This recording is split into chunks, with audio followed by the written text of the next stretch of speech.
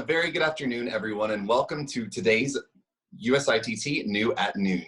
My name is Cody, and I will be your host of these New at Noon segments every Monday through Thursday, right here at 12 noon Eastern Time on Zoom and Facebook Live. Happy Monday, everyone. We hope you had a great weekend, and thank you for joining us again for a fun-filled and exciting week of online education and training right here on USITT's new virtual platform. This week's online education and training sessions are sponsored in part by lightingtrainer.com. Thank you to Lighting Trainer for your generous support of our virtual programming. And if you haven't already checked them out, please do so, as they have an abundant database of resources to utilize and brush up on many trainings offered online during this time. Now, although our conference may have been canceled, USITT's dedication to training and education has not and will not stop. USITT will be bringing you these online education and training programs every Monday through Thursday right here on our new virtual platform, Forum at 4 and New at Noon. So what are these sessions? Well, New at Noon will be very similar to our new product showcase, which happens annually at our conference, except this time, instead of taking our main stage, exhibitors will take this new stage, our virtual platform, to bring those new products to you. Also featured on New at Noon will be new companies that were set to exhibit at our show this year, and unfortunately were not able to do so. We'll also be bringing you new and emerging technologies throughout the week. Our other series, Forum at 4, features all of those sessions that were to be presented to you in Houston that we've now translated to this virtual environment that we are living through today. These sessions will be brought to you by various USITT commissions and exhibitors themselves. The great thing about these webinar series is that you still get a chance to really get involved and ask your questions and get those answers by our industry experts and professionals that are on our shows daily. You can find more information on all of our weekly offerings on our website at www.usitt.org. And you can make sure to register for them for free there as well. I know free is everyone's favorite word right now, so we're trying to bring you as much free content as we can. Also on our website is a full listing of additional industry partner resources. Many of our industry partners have opened up their own training libraries for free and making sure that you have some content to keep you busy during this time. Again, you can find all of that on usitt.org. Now, with that being said, we're super happy and excited to bring our guest on today. Today's guest on New at Noon is Clem Harrod. He's the owner of CLEMCO.AV and author of Career Projection 101, an independent contractor's guide to a successful business and balanced life. They provided me a great opportunity to read this weekend, and I love this book so much. Clem, are you there? Yes, I am here. Perfect. Welcome to New at Noon. I've got your book right here. I did not lie. Clem and I were talking earlier, and we were also on social media this weekend together, and he was like, "You're such a liar. You didn't really read the book." But I promise I did. The cover is bent. It's been outside. It was a hot weekend here in Miami, but it was really nice to be able to sit and read this, and it's got a lot of useful information that we're going to be talking through today. So, Clem, welcome to New at Noon. Thanks for having me. I'm honored to be associated with so many great companies. I've watched some of your interviews, the previous interviews that you've done, and to be on this platform as well. I'm very appreciative. Thank you. Absolutely. Clem, do you want to start us out by telling us a little bit about yourself and CLEMCO and everything that you guys have to offer, and then we'll start diving into the book if that's cool.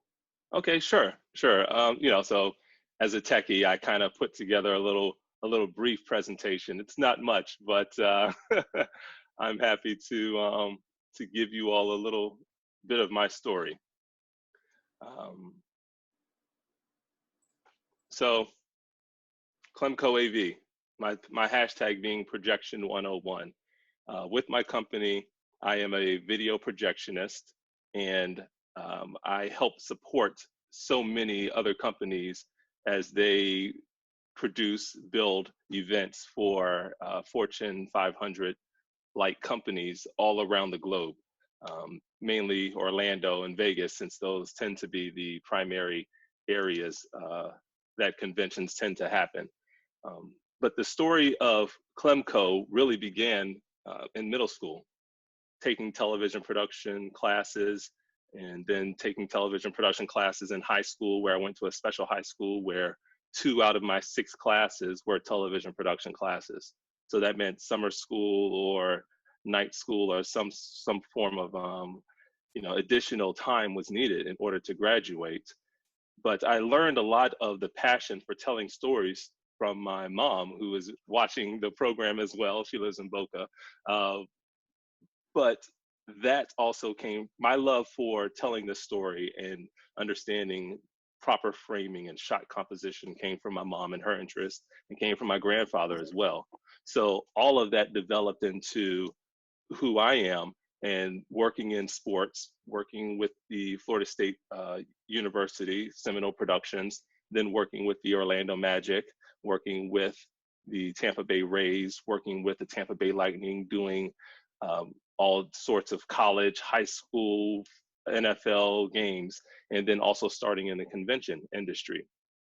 And so on the convention side of things, we help to, build some of those same events that you would see on television, whether it be a Grammys and Oscars, or going to a convention, or going to a Broadway show, any of those type of things. So, you see your truss, you see your cables, you see your lighting, you see the people working. And we just come together, as many of you all know, as a unit to execute and to build these experiences that people then come and pay to have, to become one with. And there's my projectors and screens that I used in this show. This was actually this April. Oh, excuse me, not this April. This is not April, because we're all on COVID quarantining. But this April didn't exist this year. No, it did not. But no, you can't say that, because my birthday is in April. So oh, sorry. But this was January. An event in January. And so, working with one of the best companies in the industry, we bring in all of these cases, we bring in all of these semis, and we build these control rooms, or these experiences. You can see we are in the back halls of a hockey arena, and that's why you see the goalpost up there.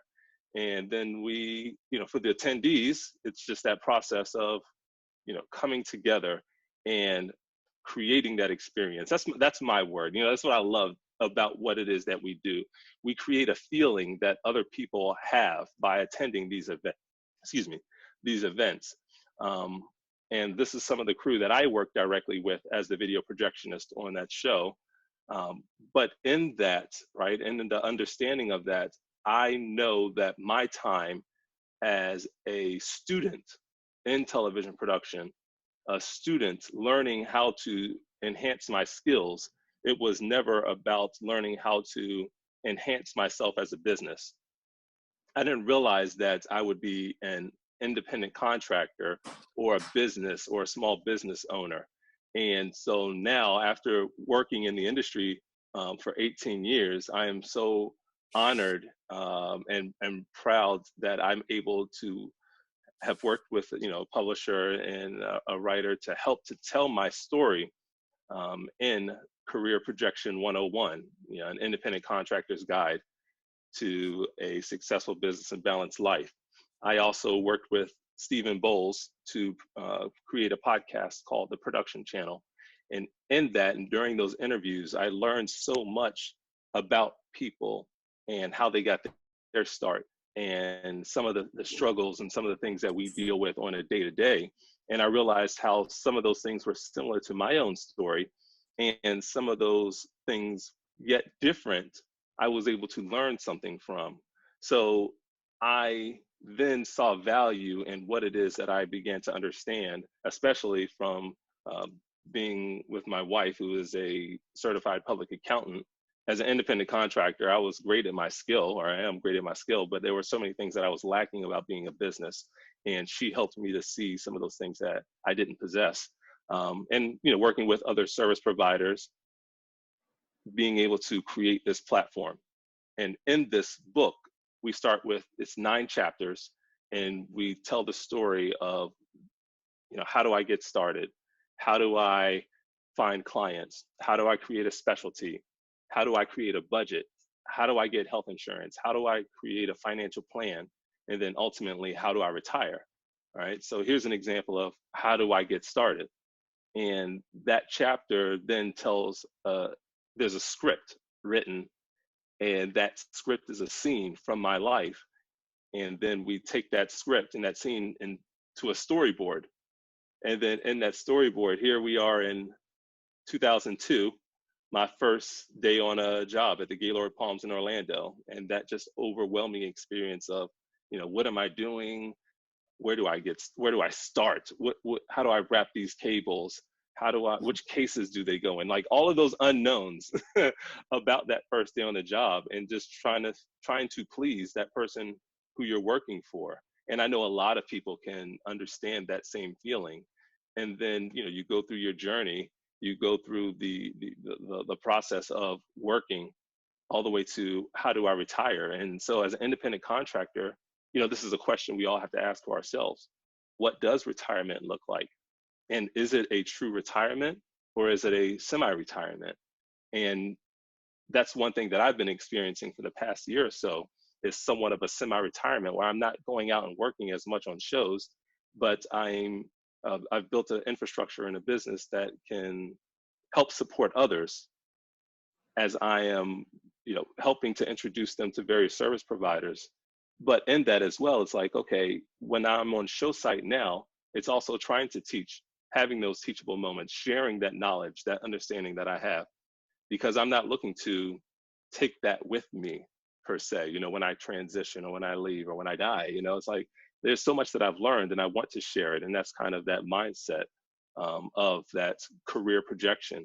So it's not necessarily a book. It's not a book on video projection. It's more a book on career forecasting and your life, and how do you forecast or plan your life from first day on the job all the way to retirement. Awesome. Yeah, no, I think the way that you laid the book out and the way that you put it into the chapters that are relatable to all of us in the production industry, and then how you laid it out with the scripts and the storyboards, it's such a cool way that any of us that come from this industry, obviously, we can sort of recognize and relate to that. So it was a really interesting way that you put the book together. I also think, coming out of this situation that we're all in now, you talked about it a little bit in the book about coming back after the 2009 sort of economic crash and all of crash, that. And coming back from that, and I feel like it's a very similar time. It's a little bit of a scarier time maybe now than then, but I think it's a super relatable book that a lot of people, especially now currently, but no matter where you're at in your life, or in your longevity of your career, whether you're starting out or you've been doing it for a while, I think it's relatable, and it's something that's super topical right now as well.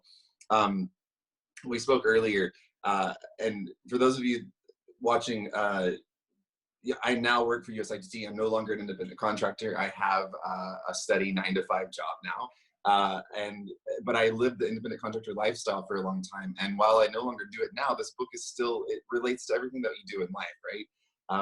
It's all about building those relationships, building those lasting connections with people that are going to come back to you at some point down the future in your life, and sort of help you out or boost you to that next step. So I found it really interesting there. Also, for those of you watching, I forgot to mention this. If you have questions for Clem or I, if you're on Zoom, just use that Q&A feature at the bottom of your screen there. You can type your question in. I'll get those there. If you're watching on Facebook Live, you can type them in the comment section as well. They'll get those answered for you throughout our session today.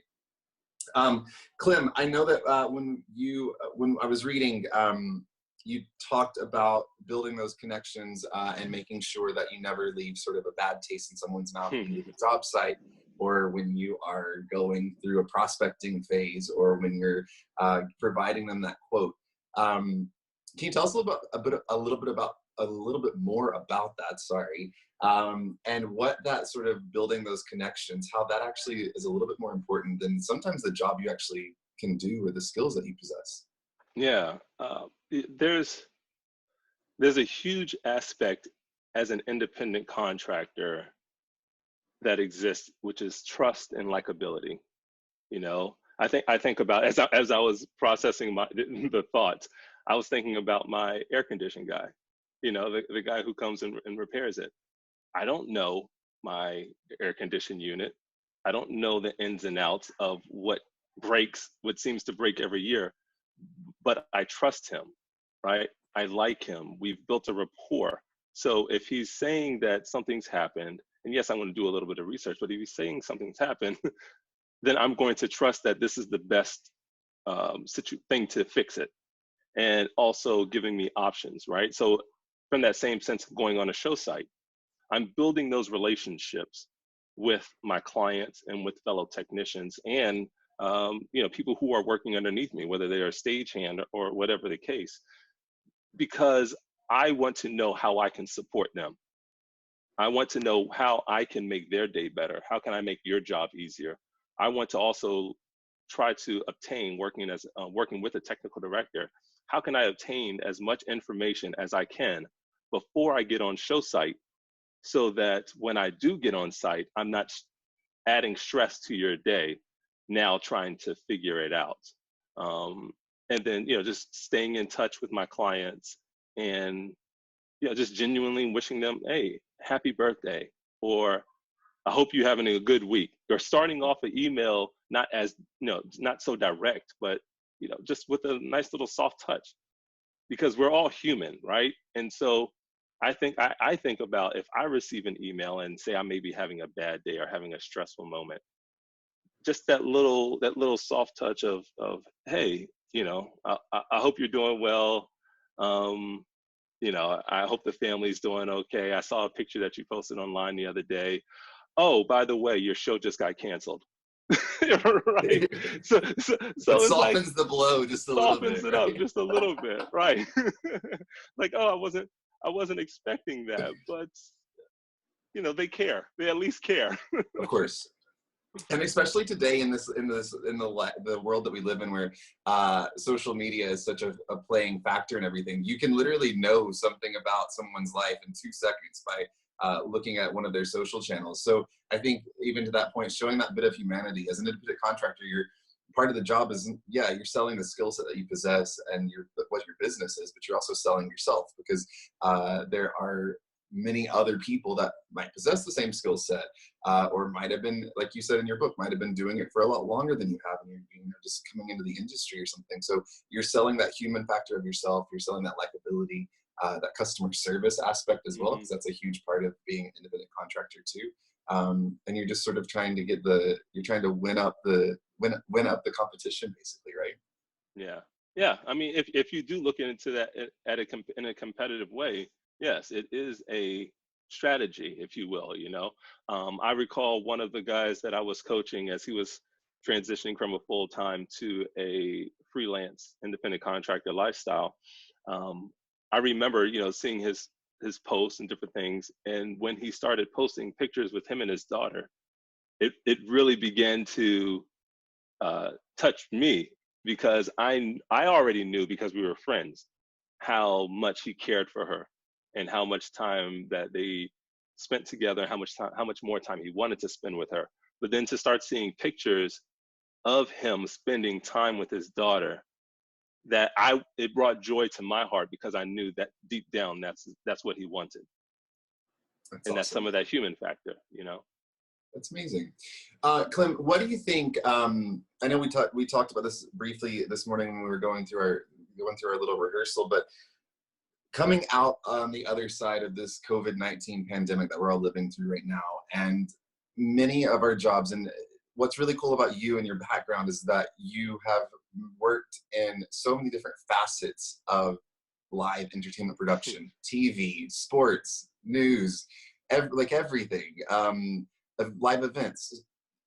As we spoke earlier, everything in our realm of livelihood has been canceled except for TV news, right? That's the one thing that is in our little realm of the world that still sort of exists as it normally has. Well, somewhat. People are broadcasting from home now still, but it's still somewhat there.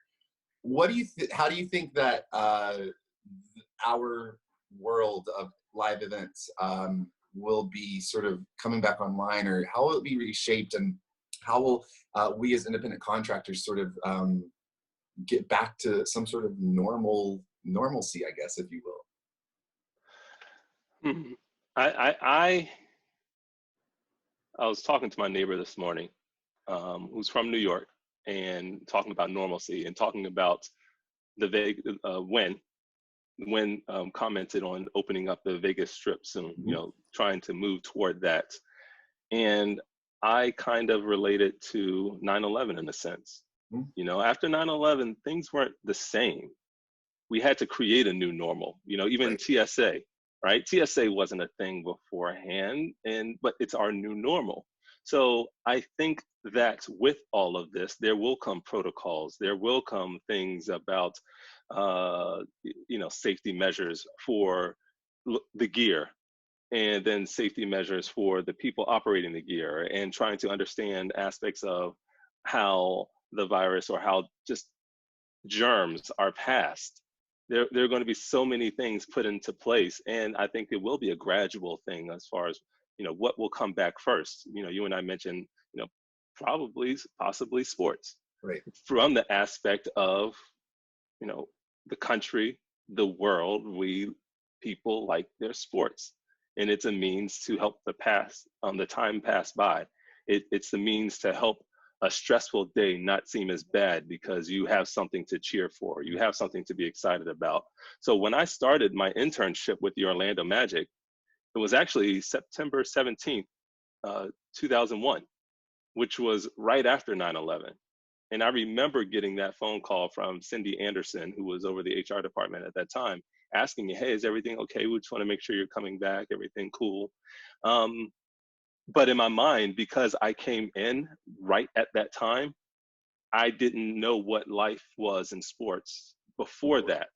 Right. So I just came in, and that was my expectation of this is what it is. So people coming into live events now, you know, people graduating or coming into the industry in the next couple of years, whatever it is, whatever it develops into, that's what they'll come into. Right. Also for me, when like I dealt with NBA lockouts, I dealt with NHL lockouts.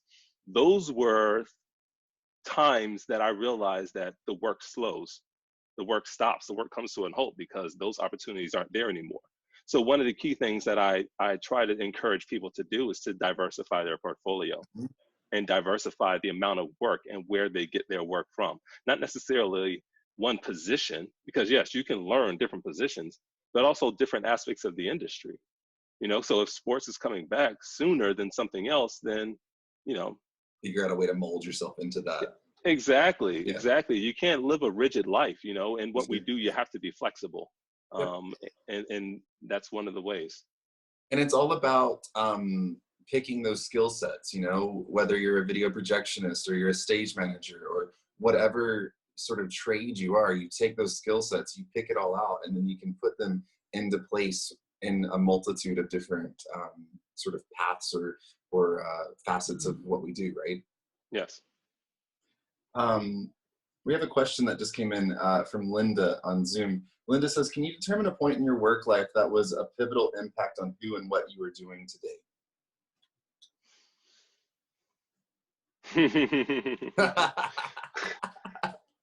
So Linda, you're asking some very personal stuff right now.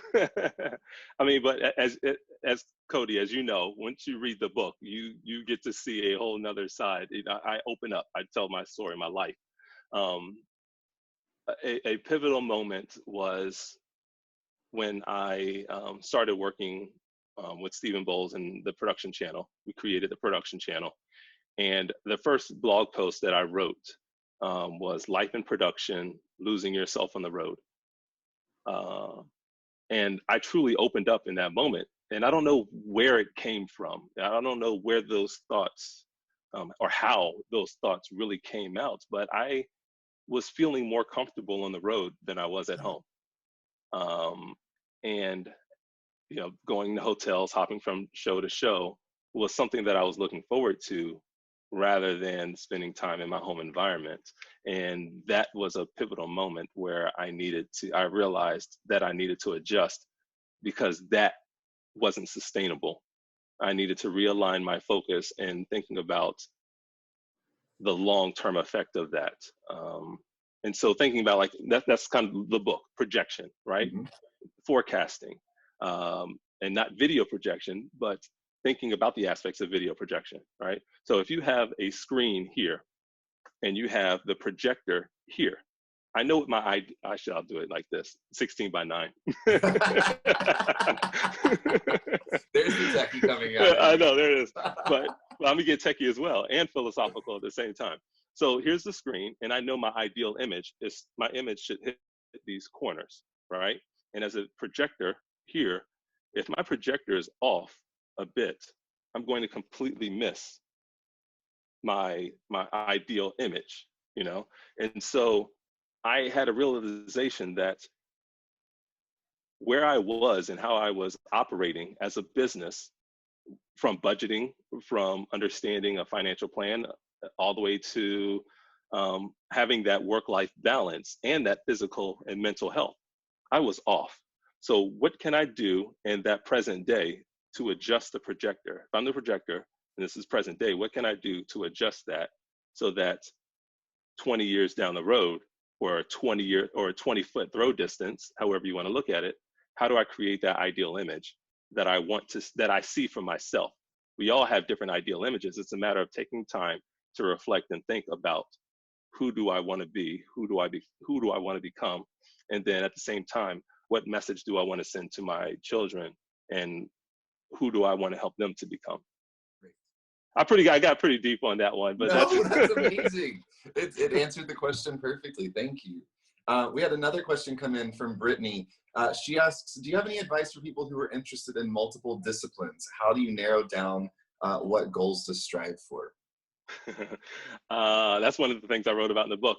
Chapter 3, I believe it is, how do I find a specialty? So I did multiple things, right? I was a camera operator in sports. I was a score bug operator, you know, the little score that you see. And there are people that operate that and bring in the stats and help to keep track of, you know, all of that. And then being a utility on some games as well, running cables, doing golf, you know, doing stuff like that, working in the corporate event side, doing breakout rooms or doing camera operator for those, doing video projection as well. And honestly, for me, there was an interest in all of that. There were things about me that enjoyed every single position and all of the people that I worked with, and there was always something to be learned. But for me, it wasn't until you know, two people, Erica Dingman and Steve Campbell, identified, and there probably were other people as well that I wasn't aware of, but there were people that identified something in me that would be good at a specific skill, and there was opportunity for me to excel in said skill. So even though I didn't necessarily 100% know what I was doing, I'm the type of person, I'm going to figure it out. I'm going to figure out how to do it to the best of my ability. But it was a matter of being open and not so rigid in, this is who I am, this is what I do, but accepting the opportunities that came my way, that were coming my way, and learning how to flourish in that. Awesome. Yeah, I mean, it's all about setting your eyes on that finish line, right? But then you have to navigate through a couple of different road bumps or different little turns and sharp corners around there to get to that finished product or that end result. Because you never know that you may find something else. Like, because I wasn't striving, I wasn't looking to be a video projectionist. That wasn't my interest. But I would not be where I am had I not been open to that opportunity. I wouldn't be where I am. I wouldn't be who I am if I didn't, you know, take on that challenge and want to be the best. You know, one of the quotes that I learned when I was pledging my fraternity: a task once begun, never leave it till it's done. Be the labor great or small, do it well or not at all. And that's how I try to put forth in every single thing that I do. That's awesome. I think that's so. I mean, when I look back at my own career, I knew where I wanted to go with it, and I'm still not done yet, right? I haven't hit my final target yet.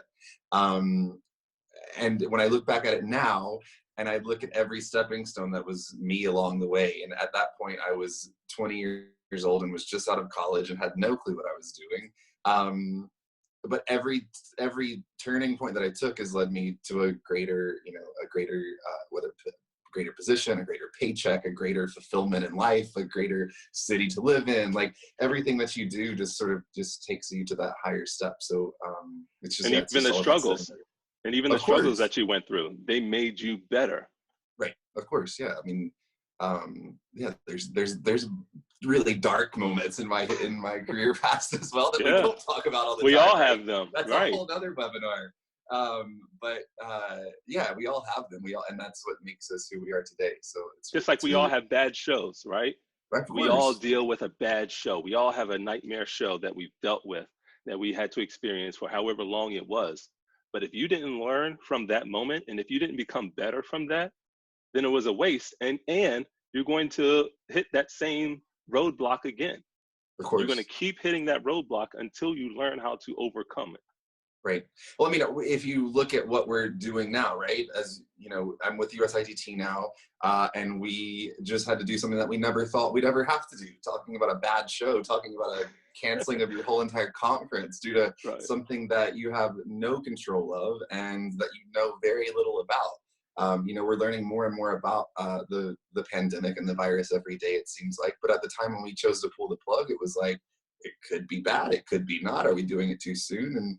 And you know, that this will forever and always be a learning lesson for me now that we take forward out of something that's sort of negative. We turned it into a positive, and we'll be back next year, you know, with a bigger and better show as well. So really cool. We have another question that just came in from Jill. Jill says, what advice would you give someone who wants a career in production but doesn't have a foot in the door access to those opportunities? That's part of how do I get started, right? Yeah. Yeah, how do I get started? I mean, volunteer. Just have a friend, join a Facebook group, go to a news station, go to a sporting event or something. And matter of fact, so I can't even remember what year it was, but I was living in Tampa at the time, attending a USF basketball game. And there was a camera operator that I recognized from Magic games, and I wasn't doing camera over at the Magic yet. You know, I think I was either interning or just doing like utility, but not having the package where I did every single game. I did occasional games, and I remember going up to him and asking him like, "Hey, you know, how do I kind of get into this position?" But there was no shame. Right? There was no shame in me going up to someone that I didn't know, someone I really hadn't met before. I recognized him, but I didn't know him. And going up to him and asking him, and I don't remember exactly what answer he gave, but I'll tell you this, for at least 10 years, he and I shot opposite ends of the basketball court for the Orlando Magic. His name is Bill Giglio. He and I shot opposite ends of the basketball court. I was camera 3, he was camera 4. But I know that that's part of that boldness. That's part of that boldness of saying, this is what I want to do. And by any means, I'm going to find the answer and I'm going to get it. I'm not going to be afraid to talk to someone and ask them, how do I get started? And part of that is just opening up your eyes and opening up your heart to recognize all of the production things that are going on around you and pursuing the individuals that you see doing those jobs. Yep. And it's about not being afraid to ask that question. How did you get here? You know, how did you get to what you're doing today? And I feel like we always joke about the the double T in our name, that it's theater technology and it's really entertainment technology. And when you look at entertainment, just as you've done with your career, you've worked in so many different facets and avenues in the industry. But you know, even like most communities have a community theater of some sorts, whether, you know, it could be, they could produce all different vast varieties of entertainment there. Churches have so much technology now, and a lot of them are run on a volunteer structure. So people that want to start, you know, getting their hands on lighting boards and sound consoles, like that's a great place to start. You know, it's an amazing place to start. I started in church as well, and it's an amazing place, especially when you think about the fluidity of it. Yes, sometimes there's a schedule, right? This is how the service flows. But when the spirit moves, the spirit moves. Right? Exactly. I mean, you got to freestyle now, you know? Exactly.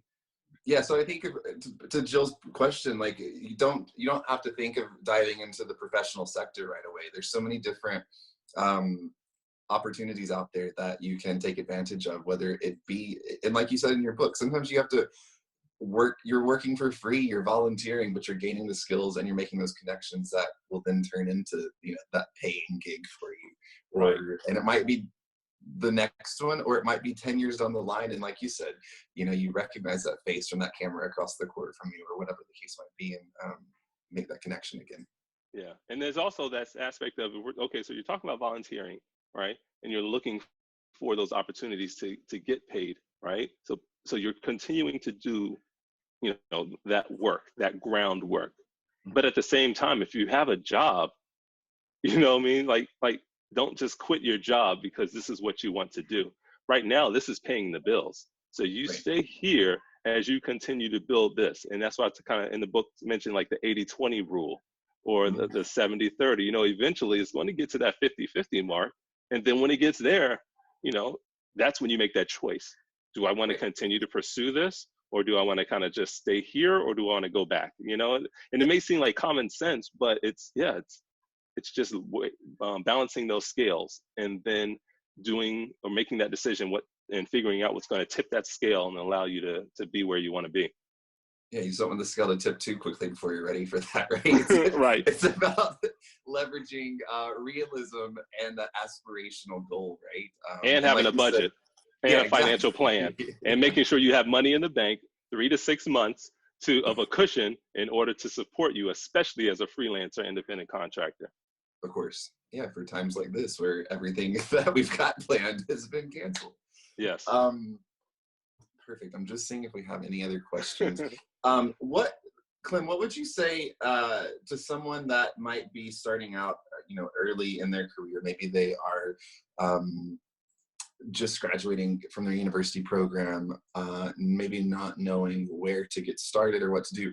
You have amazing advice in this book, right? But what do you think is like the number one piece of advice that you could give to somebody that's kind of like, especially during this time where maybe they had something lined up and now they've gotten the call that they don't have that job anymore? Or, you know, a lot of these summer stock theaters, people that maybe are still in college and going down the theater route, a lot of the summer stock theaters, one of the ones that I worked at for many years in college, they've just announced the canceling of their season due to all of this. Like, what do you say to people that just need a little bit of maybe some good news, or just what's that number one piece of advice that you could give to somebody that's sort of young in their career right now? Don't give up. You know, just don't give up. I know it may seem like things are challenging. You know, there's no end to what we're experiencing right now. And then when it does end, now you may feel like you're even further behind, but just don't give up. You have to have faith. You know, you have to have faith and know that this is who I am. I've identified my gift, my talent, and this is what I'm good at. I have faith and understand that at the end of this, I will be great. This is just a challenge. This is just a temporary challenge. And if you don't give up and you stay the course, you can make it, right? And then even staying the course and along the way, you have to have a heart to serve. You have to have a heart to want to make, yes, we're the live event industry or the theater industry. There's so many things that we do, but we give of ourselves to entertain others, or to provide a skill that helps others to be entertained, right? We are providing a service. We are giving of ourselves. And if you don't have that heart to give, then you're going to be unhappy and you're not going to achieve that greatness that you're destined for.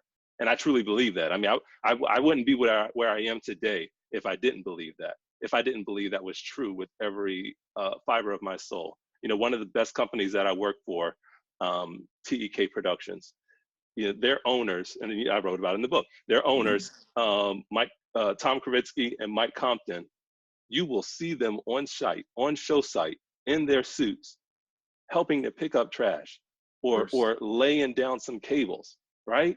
So if the owners of that company are doing that, you best believe I'm going to do it because they're setting the example. I mean, how can I not be successful if I don't have, if I'm not following the model image in front of me, right? So that's another thing I would suggest. have a model image and build a relationship with someone who is where you want to be, right? And you build that relationship, like you mentioned your mentor earlier.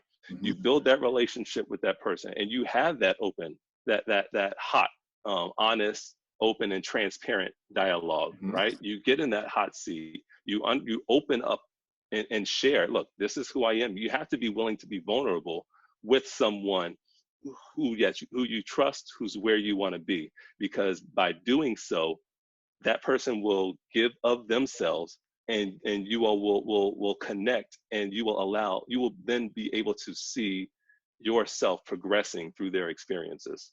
Does that make sense? Yeah, of course. I'll share what I talked to you about earlier on our rehearsal today. My quick personal story of USITT. So I originally was I came to USITT in 2010 as a student and as an attendee. And I was accepted in 2010 to the Stage Management Mentoring Project. SMMP is what we call it for short.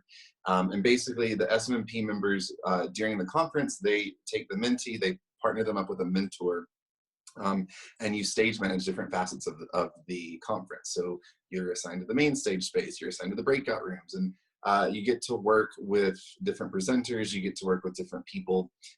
My mentor that I was assigned to was, her name's Charlotte. She works for one of our industry partners now. And she was the person that introduced me to cruise ships. At the time, she was working for Royal Caribbean as a production manager on board their ships. I had never even thought that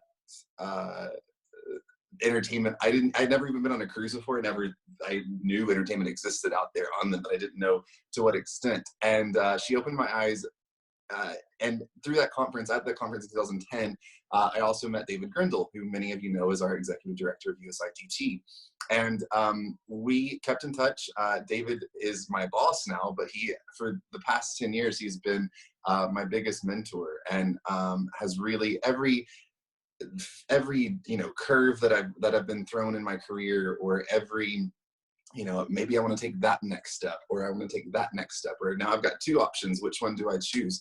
I've always run him past him. And it's been great when you find that person and you find that mentor that you can trust and you can be real with, and you can go to them when you have good days, you can go to them when you have bad days, you can go to them when you don't know what you're supposed to do. That's what you have to find, and that's what anybody that's young in their career should find, and help them out. And now 10 years later, I think anyone who's old in their career too. I mean, I don't think you're ever. Of course. Yeah. I don't think you're ever too mature to have a mentor. Exactly. Yeah. No, I shouldn't have said that. Age is not a factor in that, or even take age out completely. The longevity in your career isn't. Nothing. There's nothing to say that you can't have a mentor till the day you retire and more. At some point, you got to look at somebody that's retired, and that is your new mentor, to be like them, right? Right. All right. So what do I do? Like, I'm not working. All the kids are gone out of the house. What do I do with my time? People are playing golf. I don't like golf. I do like golf, but it's like, yeah, you need guidance. There's always guidance. Of course. So now that I'm back at USITT 10 years later in a different role, it's been a cool, again, having a mentor with you from the get-go really helped.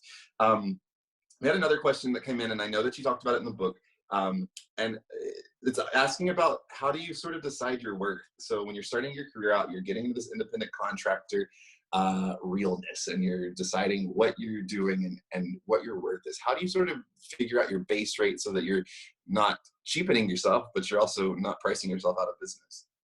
Yeah, I think you have to truly be knowledgeable in understanding your skill set, how much you truly know in relation to the market, and then also understanding what the market charges or what the market is paying. And that's just by asking. That's really just asking other people, other peers, or then also asking, say, a company. Say, if you throw out a price and they're just like, ooh, it's like reading, you got to read that body language, or you have to read that nonverbal communication through an email or through a phone call. The 3 days that it took them to respond on email, that probably means something. There's something there, right? But that's a hard part about being an independent contractor, right? Especially if you don't have a mentor. That's a hard part about being an independent contractor, of always trying to second guess everything that you do, right? It's like doing a maze. You know, Mm-hmm. you're working a maze and you go down this one path. Oh, it looks wide open. Boom. Oh, roadblock. Okay, I guess I need to backtrack. And okay, I'll take this turn now. Oh, another roadblock. And so it's even with trying to figure out the best rate and how much you charge, it's like it's like a little maze. You know, you go one way because like there's one of the guys that I mentor and that works works through my company. He lives in the Maryland market, the DMV area, DC, Maryland, Virginia marketplace, and their rates are different from other cities. You know, I was talking to another guy who lives in Austin as we were preparing for South by Southwest this year, but it got canceled, right? Their rates are different. So I think it's about understanding what your position will yield, and then also understanding what your market will yield, and what that said company that's looking to hire you will pay, because other companies vary in the rates that they will pay for positions as well.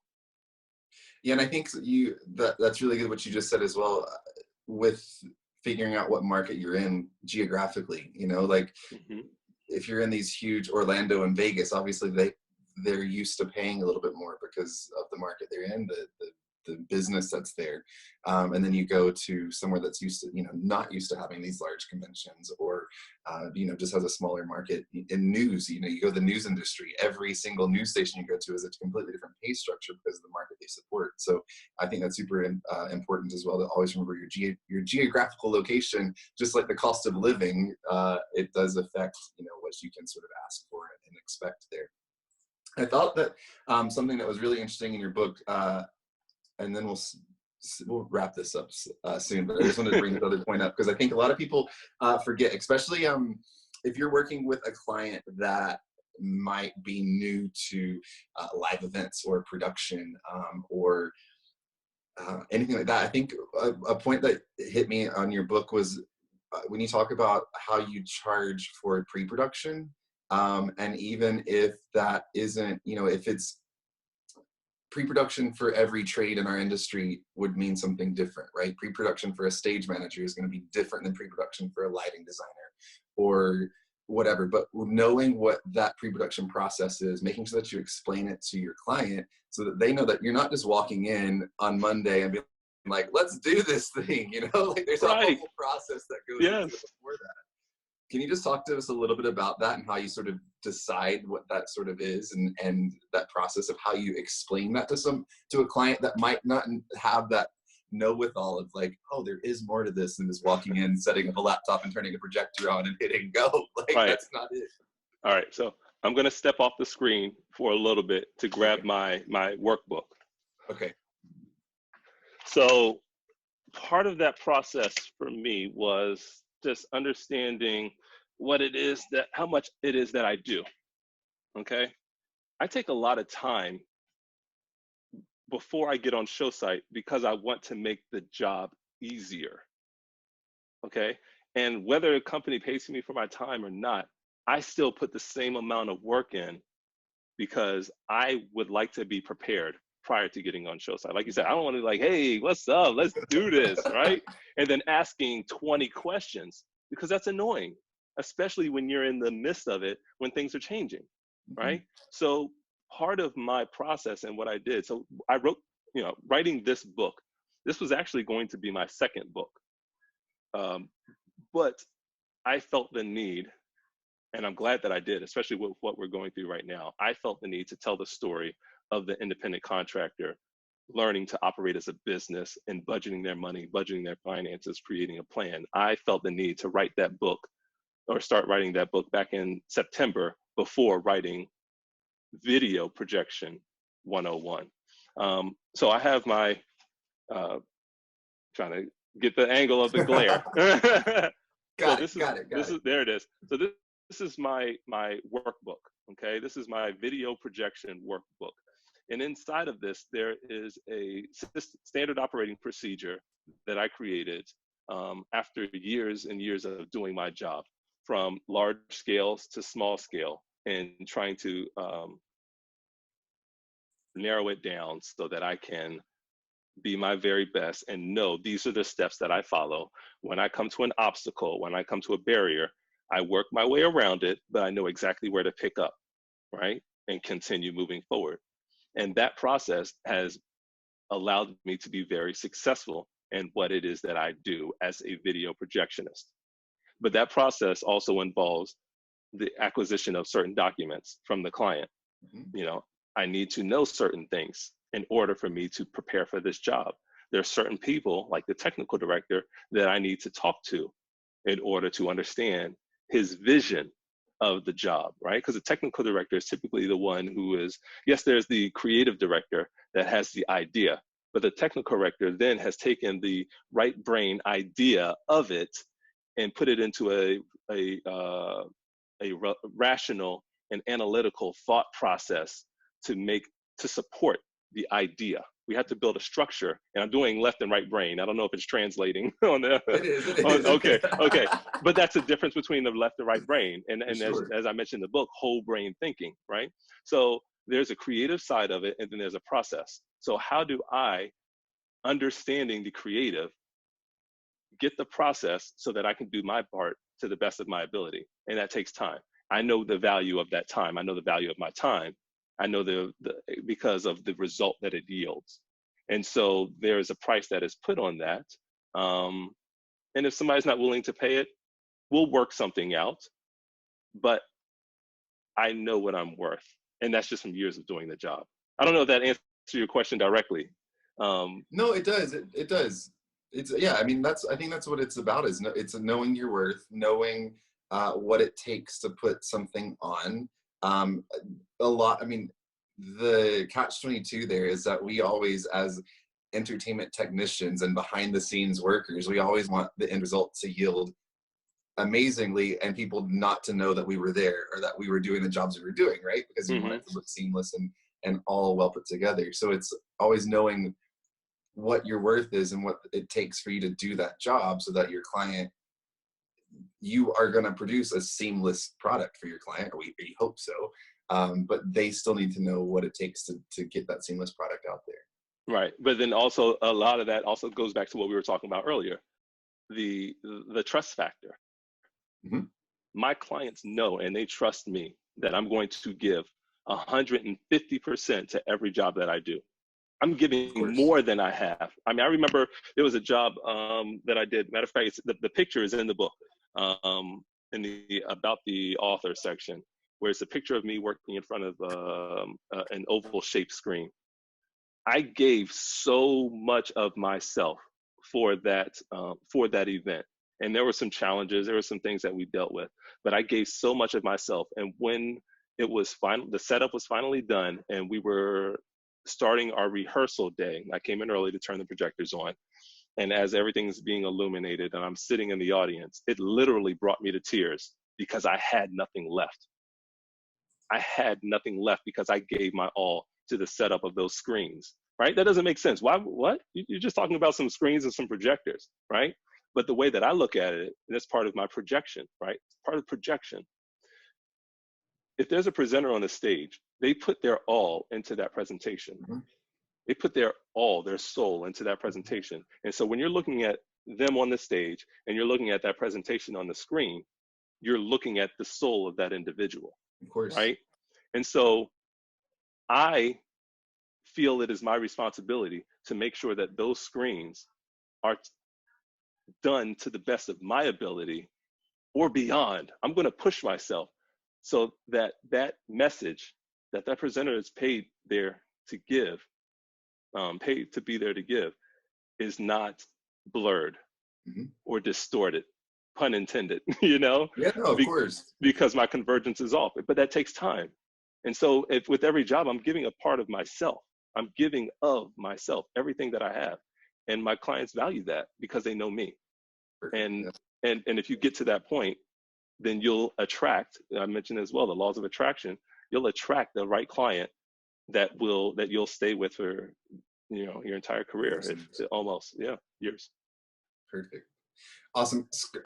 We had a couple of, just to wrap us up today, Clem, thank you for your time. I really appreciate it. It's been amazing. Your book's amazing. We had a couple of people comment on Facebook. They recognized your voice.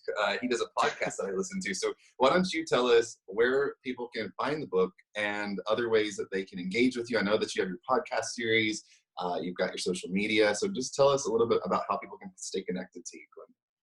Okay, so I have my website, which is CLEMCO.AV.com, AV being audiovisual, so CLEMCO.AV.com. You can find the book on there as well, CLEMCO.AV.com/career 101. So both of my books are on there, this one being available now, then a second book available for pre-sale. The Production Channel podcast is available on all platforms. And on YouTube as well. And I'm starting to upload a lot of videos on YouTube, because one thing that we didn't touch on, the book is written in 3 acts, right? Act 1 being the walk-in, Act 2 being the show, and Act 3 being the walkout. Mm-hmm. That's what our career is, right? We walk in, uncertain, not knowing what this is, but we figure it out along the way. The show, it started, we're doing it, we're living it.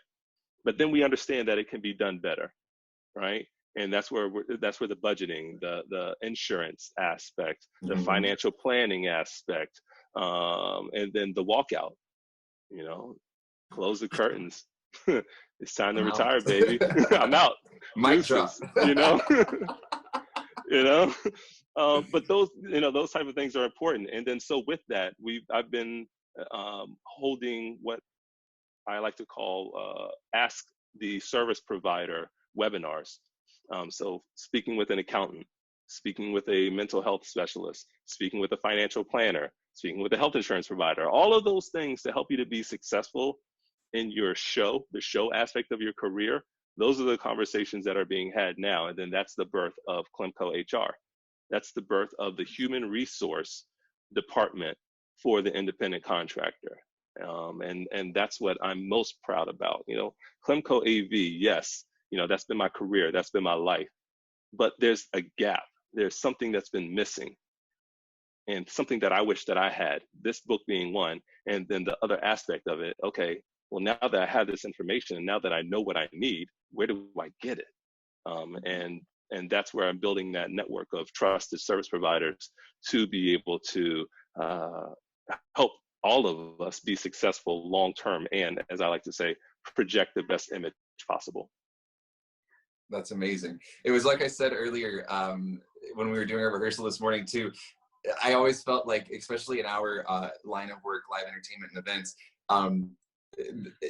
colleges and universities, and I went to a special high school just like you did. They teach us the skills that we need to do our job, and then how do we put that all together and do this like adulting thing that is life, and deal with budgeting and those, you know, retirement and insurance, all those things that they don't teach you growing up, and then you're just like landed in this thing we call life and have to deal with it all. So Clem, what you're doing is amazing. You are mentoring people, you are changing people's lives and helping them through this thing we call life, navigating through everyone's careers and helping out. So I really appreciate it. I know our viewers do too. We got a couple of comments in the chat right now, just saying how beneficial this has been today. So I really appreciate your time. That's great. Everyone out there, please be sure to check out Clem, get his book, check out his other resources that he has available. Instagram. I'm sorry, I didn't even mention Instagram. No, go ahead. Clem Harrod, at Clem Harrod on Instagram, Twitter, Facebook, at CLEMCO.AV, Instagram, Facebook, Twitter, and then at CLEMCO.HR as well on those same platforms. So please like and subscribe to follow my CLEMCO.AV Facebook page, because that's where we do our live webinars. You know, every Friday we have Ask the Service Provider with an accountant. We're going to be doing multiple live webinars on Wednesdays. What day is today? Today's Monday. But on Wednesday at 8:30 in the morning, we are going to have, we have live workout videos as well. And Cody's coming. Cody's going to join us this Wednesday. This Wednesday, 8:30 a.m. Eastern Standard Time, working out with Coach D. She's amazing. but yeah, so I figured that I've learned as much as I can about this industry, not as much as I can. I've learned a lot about this industry, and I'm trying to do everything that I can to give it back. That's amazing. And yeah, if you follow Clem on social media, he does a lot of resourceful industry-wide things, but he also has some fun with it too, like the workout classes. You also host social cocktail happy hours at night. So check it out. I'll be at as many as I can. And Clem, I look forward to this relationship. It's awesome. So thank you so much for being on today. Yeah. So we if you want to connect with Cody and I, come on and join us either working out or join us for the cocktail hour. Follow my social media pages and you'll see us, because Cody will be there this Tuesday or Thursday. Which one? Which one? Tuesday or Thursday? You got to commit. I'm forcing you to commit right now. Both. Why not? Let's do both. Why not? And then, so this Tuesday, tomorrow night, we've got the wine tasting. So you've got to make sure to, I'm going to post today about the wine that you need to have for tomorrow. I've got a sommelier joining us tomorrow night for our cocktail hour, and we're going to do a virtual wine tasting. That's amazing. Hey, it's all about keeping connected, right? You got to keep connected in this weird time that we're all living through. Awesome. Well, be sure to check out his book, check out his other resources. There's a wealth of knowledge with Clem, and thank you so much again for being on today. For those of you that have asked, we will get all of his contact and websites posted on USITT.org. We'll also get them posted on our social channels as well. So be sure to check that out. I know that he just gave a bunch of hashtags and follows and everything else. So we'll get them all posted. And to our viewers out there, we hope that you enjoyed the session today. And we look forward to welcoming you back to another one of our online education and training sessions in the near future. This afternoon at 4 o'clock Eastern Time, we'll be presenting How to Be an Assistant Stage Manager. We'll explore the role of the ASM in the production process, working with stage management team, and so much more. That's at 4 o'clock this afternoon on our Zoom platform. And then tomorrow, right back here at New at Noon, sorry, I'm getting tongue twisted, we'll be joined by Christopher Bain with AVAE, and talking all things about their new product, Canvas. It's a creative new tool for sound designers. So be sure to check this out right here at noon tomorrow. If you haven't already registered for this week's sessions, please go ahead and go over to our website. That's USITT.org. Our new sessions for this week are up and posted. Be sure to register there. And also while you're at it, check us out on all of our social platforms as well to stay up to date on all the latest USITT news. We'd also like to thank our friends at the American Society for Theater Consultants for their generous support in making these webinars possible. We really appreciate them. If you have a moment at the completion of this webinar, we'd really appreciate your feedback. So you'll be prompted to take a short survey as soon as I end the meeting. If you wouldn't mind doing that for us, we'd be very appreciative. It just makes sure that we are bringing you the content that you need during this time. And once again, thank you so much for joining us today. We hope that you really enjoyed this session. I know I did. On behalf of all of us at USITT, we wish you all the best. Have a great afternoon, have a great week, and be safe, everyone. Thank you.